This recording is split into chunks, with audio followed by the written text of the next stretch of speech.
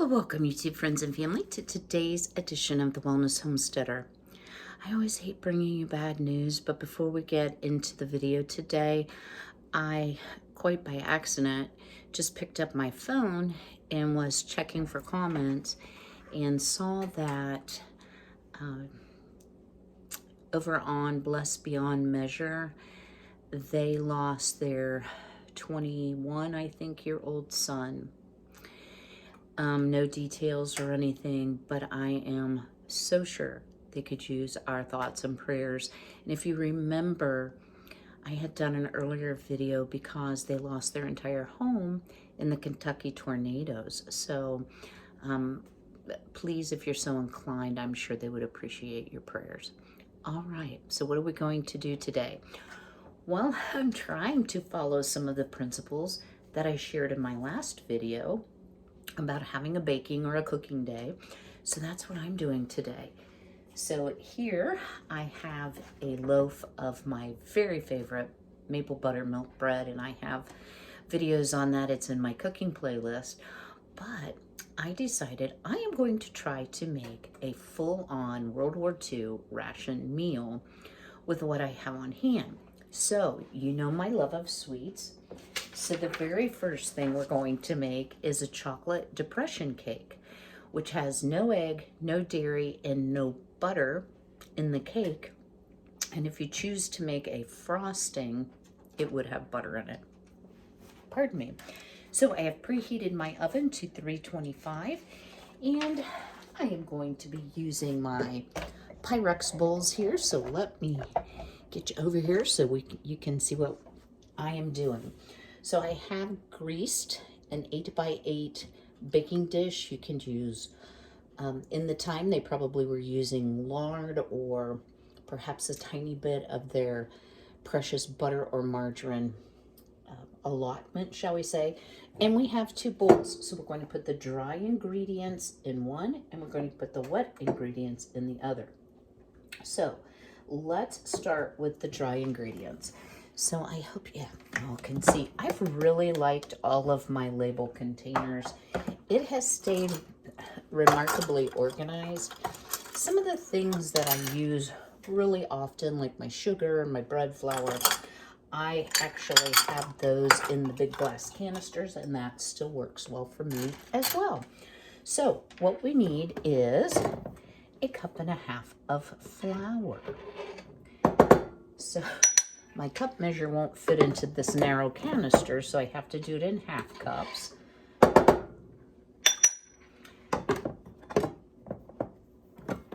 And this will make 1.5 cups.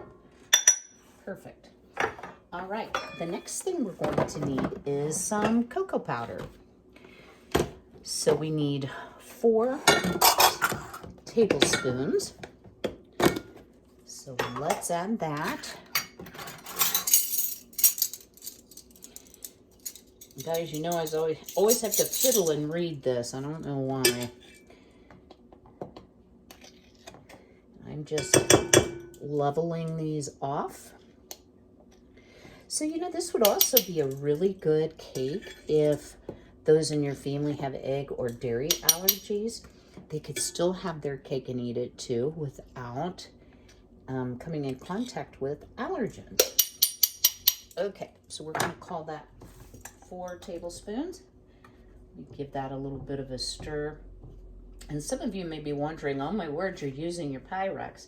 Guys, I do use my Pyrex. I know you always run the risk of breakage when you hand wash it. Pyrex from 50s and 60s, certainly not dishwasher safe, and you will lose color on it. And so I do hand wash all my Pyrex, but I have it to enjoy and use, so I use it. All right, next comes our baking powder, our baking soda, and our salt. We'll see if I actually have everything out for a change. Y'all know that is not one of my skills. And pardon my reach, I had just washed these because I was making bread, so didn't get that spoon very dry. So we will do 1 teaspoon each of baking powder and baking soda.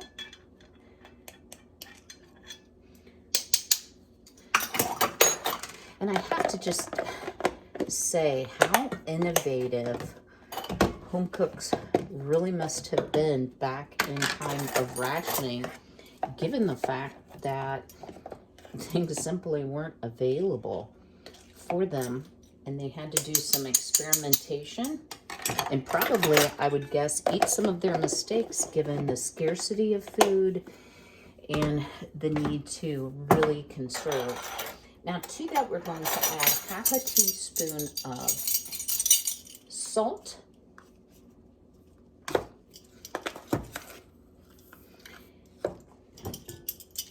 Let me give that another mix. So this is sometimes called Wacky Cake, Crazy Cake. There's all kinds of names for it, but it's also called Chocolate Depression era cake. And actually, you know, this is a World War II ration cake more than a Depression cake. All right. So we have our flour, cocoa, baking powder, baking soda, salt, and now we need to add our sugar. Now this particular recipe calls for an entire cup. I thought about trying some of the reduction tips and tricks out of the Betty Crocker Yorkshire cookbook I shared in my last video, but I decided that in fact, this is already pretty crazy with no eggs, no butter, no dairy, so maybe I shouldn't mess with what was already perfected. So you could do this, in a mixer if you wanted. I'm just gonna do it by hand. Obviously, you gotta put some on the counter. And guys, I sanitized my counter very well before I started, because Hanky Panky Frankie is known to get on the counter. All right, so let's start working on our wet ingredients. So we need 1.5 teaspoons of vanilla. So this is going to add a lot of flavor. That's a lot for a small cake. A tablespoon of vinegar. Yes, I said vinegar. So with the baking soda, baking powder, and salt, this vinegar is going to help activate those ingredients. And guys, I'm not going to do it over the bowl because I don't want to get too much and ruin my vanilla. All right, there we go. Again, excuse my reach, so you can't have everything, right? Now we need 5 tablespoons of oil. Now guys, I'm going to use avocado oil, if I can get the lid off. Yep, there we go. And I have not used this yet, so let's peel that off and wait for it. Alexa, how many cups is 5 tablespoons? 5 tablespoons is 0.3125 cups. Okay, I thought so. I thought it was about 1/3 cup. So that's what we're going to do.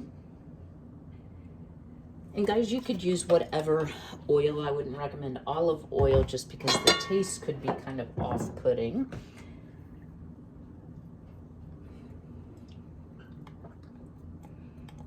Guys, did I put the salt in there? Hold on. Thankfully, when you're making a video, you can run it back and say, yes, yes, indeed, I did put the salt in there. Could not remember. Okay. Next, we are going to add 1 cup of lukewarm water. So let me grab the water. I will add it to this mixture, and then we'll get mixing our cake. Okay, I've added my cup of lukewarm water, and I'm just going to dump all the ingredients in all at once. And I'm assuming why you can't just add your wet to your dry is so the vinegar doesn't start reacting and then your cake does not rise properly. So I'm just using a rubber spatula here to get everything incorporated. Wow, it smells really delicious. And you know me and my desserts, guys. Always gotta have something for sweets. But a cup of sugar in a whole cake, I guess, isn't too bad.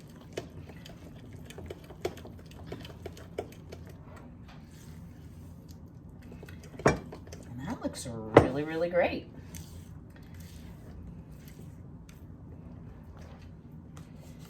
Okay, this does have to cook for quite a while. It says 325 for 45 to 50 minutes.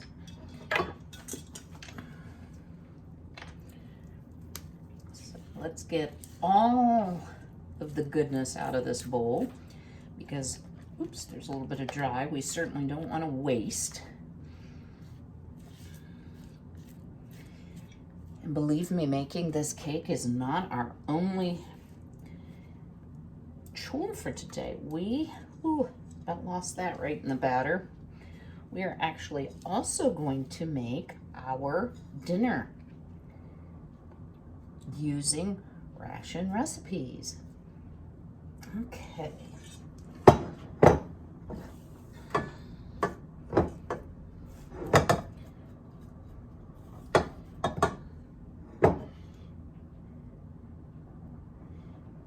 And something I always do when I'm making a cake of any sort is I will whack it just so that it gets the bubbles out. And there are a lot of bubbles in this, probably because of the vinegar. So into the oven we go. I will bring you back shortly and we'll get started making our dinner, which is going to be a Spam dish. Stay tuned. So my WWII bread machine just beeped. And I want to share with you just how easy this is to use. So once it's finished, just open the lid. It's a little higher on one side than the other, but trust me guys, that does not affect the taste whatsoever. So I'm using one of my double-ended hot mitts. You simply pull it towards you, it releases. On over here to our cooling rack.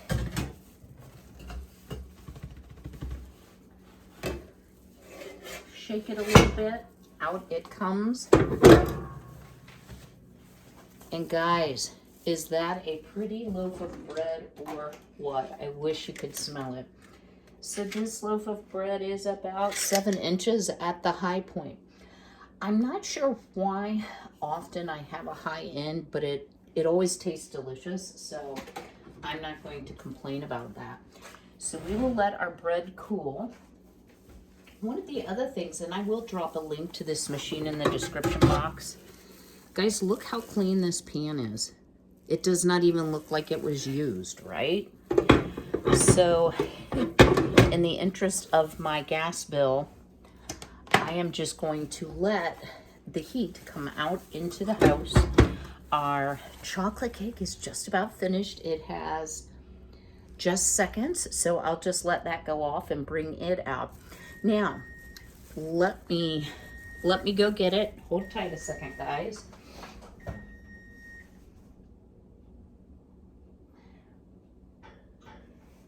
I think we need a couple more minutes. So here's one thing I do want to tell you about the chocolate ration cake. I've watched a few videos. The recipe I actually got, let's see if it tells where it came from. Happy Hooligans. It doesn't speak to this, but on every video I watched, there was a dip in the middle. It does not rise like other cakes, and that is in large part due to the fact that it doesn't have some of those key ingredients. It does have a dip in the middle, but guys, I'm sure it'll taste just fine. I wanted to also share, I got my book finally. So this is the Victory Cookbook. And y'all, I realized when I was showing you, well, okay, you should have seen it by now, all right? When I tried to show this picture, it was actually the Amazon screenshot that this was $109 on Amazon, and I paid $3.89 with free shipping. This is written by Marguerite Patton. She worked for the Ministry of Food during the Second World War and took charge of the Ministry of Food Bureau at Harrods. And it was her job to help families prepare nutritious and appetizing dishes with their weekly rations. Now, this is a very British cookbook, I will say that. Their rations were a bit different. So some of it, it's like, well, I never can't say as I've ever eaten that. But there are things for eggless ginger cake, ham and beef roll. That actually sounds pretty good. Ginger honey buns, orange and date cake. And it's organized in a really unique way by family celebrations, street parties, children's celebrations, voluntary services celebrations, etc. celebrations, right? So there's a lot of specialty dishes in this. So I am going to peruse this. It just came last night. It came USPS, but it rained kitties and puppies yesterday here, so I didn't schlep out to the mailbox till it dried up. So anyway, I will be bringing you at least one good recipe, maybe a couple from that book as well. So I have some really exciting news to share with you guys. I'm so excited. So I'll try to make this a short story because I tend to chitty chat too much. And I'm warming up here because I admit I turned my heat back a little bit. Thankfully, we had 2 days in the 70s, so I had about 2.5 days where I turned off the furnace and it was totally warm in here, which was really nice, but it was down in the 20s last night after being 74 degrees. Not yesterday, the day before 74 degrees, but last night was 29. So for the last 2 years and a little bit, I've been paying privately for health insurance because I could COBRA or carry over my health insurance from work at first. Once that runs out, because there's only a period of time, 18 months, you can do that, I had to go to Marketplace to purchase health care. And I've been on Marketplace insurance since last May. I was able to finally go on Medicare. The rule on SSDI is 2 years, 5 months before you're eligible for Medicare. So my premiums literally went from over $1,000 down to, let's just say, around $150 for the plan that I chose. So I'm saving nearly $1,000 a month. So I don't feel like I'm rolling in dough, guys. That's just my oven timer. But I did the math, and let me come back and share with you what I am purchasing. Stay tuned. Okay, let me share with you. Here is our cake. Little dip in the middle, as you see. And I am not going to make icing for it. I am going to get the lid off. Simply dust it with a little bit of powdered sugar. And you know, if you had some fresh fruit, a little bit of whipped cream. I'm not a fan of the icing. I like the cake part much better than icing. So yeah, I think that will be a delicious dessert with our beautiful bread and our casserole we're going to be making here in a moment. So drum roll. I have wanted a Harvest Right freeze dryer for years. One of the reasons I really would like to have a freeze dryer is, y'all know I can a lot. I'm not going to stop canning. I dehydrate tons. I probably will still dehydrate certain things, but the nutrition retention when you freeze dry is way up there. And I also have the opportunity where I live to load up on some seasonal items like strawberries, different berries that I don't grow. There are also a lot of you-pick opportunities near where I live, and my freezer is pretty full, and I like to spread my food out so that my supply, if one thing goes down, I have another option. And hold on, guys.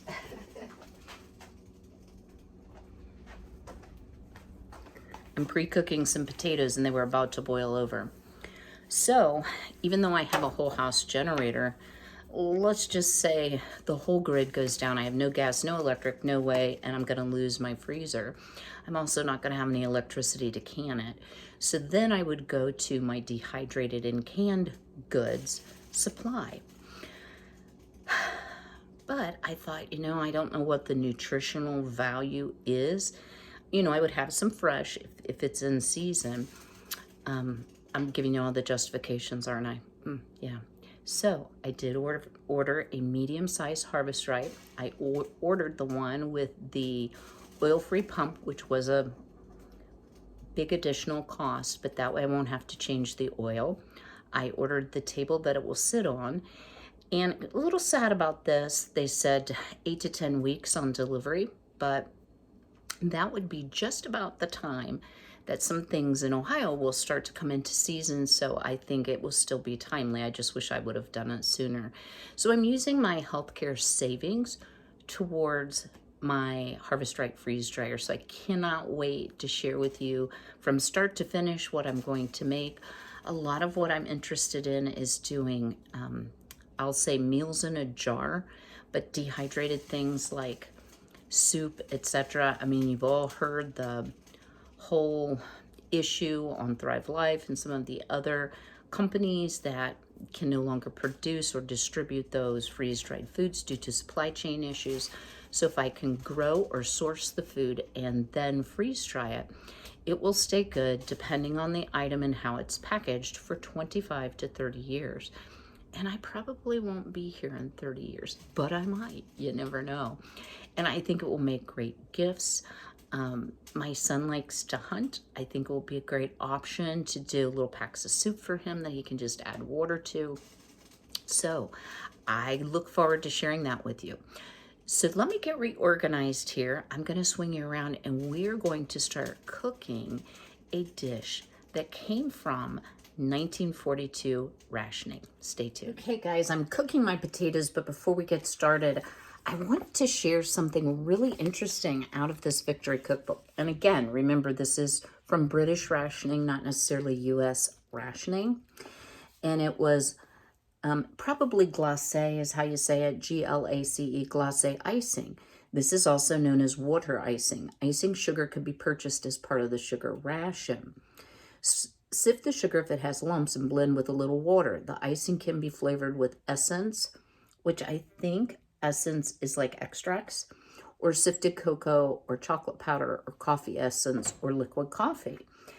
And then there's a little box that's highlighted that says, iced cakes of any kind were a treat, for it was illegal for bakers to produce iced cakes.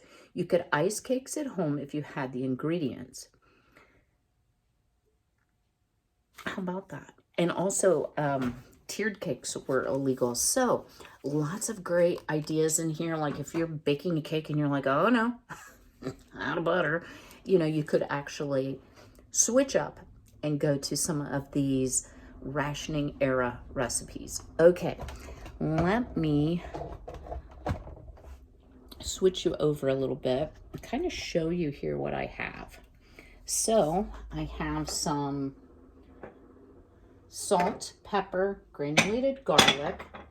I have onion, and then chopped up here, I have Walmart's equivalent of Spam.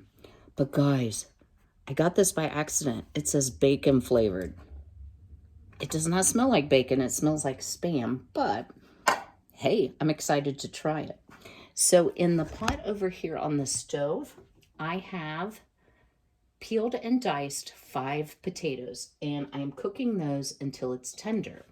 One of the things that I am doing is I saved my cleaned onion peels and put it into a freezer bag, and I am going to start saving my vegetable scraps like this for vegetable broth as war rationing suggested, rather than to just throw it in my compost bin. The potato skins, I thought about trying to save and fry those because from what I hear, they're very tasty. However, my potatoes were a little bit beyond themselves and the skins were kind of wrinkly. So I thought rather than to produce something that's really off tasting. I have the bread, I have the cake. Let's make a one dish meal and see what was it like to live under wartime rationing. So let me grab a fork, test my potatoes. If they are done, we will get started. Okay, our potatoes need a little bit more time, but I want to saute the onions. So as I've mentioned, all sorts of fats and butter, etc. were rationed. So this, guys, bad, is actually the grease canister from my mom's 1950 something set. And I am going to add a pretty generous amount of bacon grease. What is that? Tablespoon and a half? More like 2. To our pan, and I am using cast iron. This was my Grandma Victoria's cast iron skillet. So I am suspecting she cooked a few wartime ration meals in this. So I've been talking with my mom kind of daily, trying to get her to reminisce and share some wartime ration stories. And I did get some more information from her that was kind of interesting. She said one of the things that was very common when you had a ration book, technically you weren't supposed to tear out the coupons. You were to hand it to the grocer and then they would tear them out. And that was, you know, to prevent fraud and selling of your rations, etc., ration tickets. So my mom said that there was a lot of bartering and trading that went on. Since you couldn't tear the tickets out of the book, you would purchase the item, and then let's say you needed more coffee and less butter or sugar, you could then trade with your neighbors. So I found that super interesting, and I'm sure my grandma indulged in some illegal coffee trading. Shouldn't say that about my own grandmother. So this is just a medium onion, finely diced, in the bacon grease. And I am going to let this caramelize. And once these onions, I'll salt them a little bit to help sweat it. Probably go ahead and add a little pepper and a little bit of my granulated garlic to kind of toast up that flavor. We will come back and then we will begin adding and browning our Spam, bacon flavored, and potatoes. Well, our onions are nicely caramelized, and I'm first going to add our Spam. Let me get this in the pan here, and I'd like to get a little browning on that because that is going to add a lot of delicious flavor to that meat. So Spam, guys, has been around since 1937. It was a popular meat used during wartime rationing. Originally, it stood for shoulder of pork and ham. So while it looks a little weird, guys, I have to tell you, if you eat hot dogs that aren't like all beef, organic, or whatever, or bologna, or a lot of processed type lunch meats, this can be cooked in so many ways and actually taste delicious. It is processed. It does have additives. But for the sake of today, we are cooking, and that's just my timer. We are cooking in honor of wartime rationing and maybe getting some ideas of things that we could do in a pinch. This would be a very easy meal to do over a campfire. You could actually even do it on a grill by using a cast iron pot that could stand that heat. So I'm going to let my Spam get some color. I'm going to go ahead and drain my potatoes, and I will bring you right back.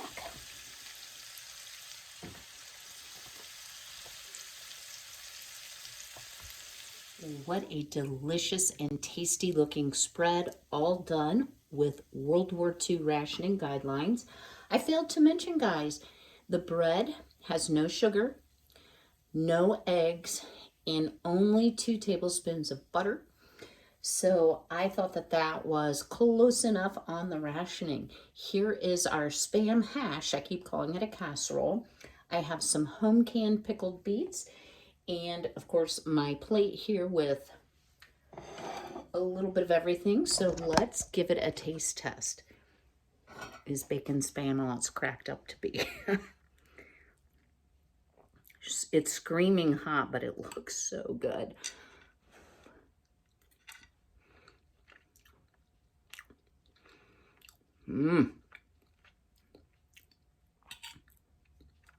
Guys, you would not think that of that being Spam. I don't know if it was the bacon grease I used or the bacon flavoring, but it's absolutely delicious. I want to eat the whole plate right now. So let's just give the cake a taste here. Here's how it came out. I didn't cut it very well, but very appropriate texture, if you will.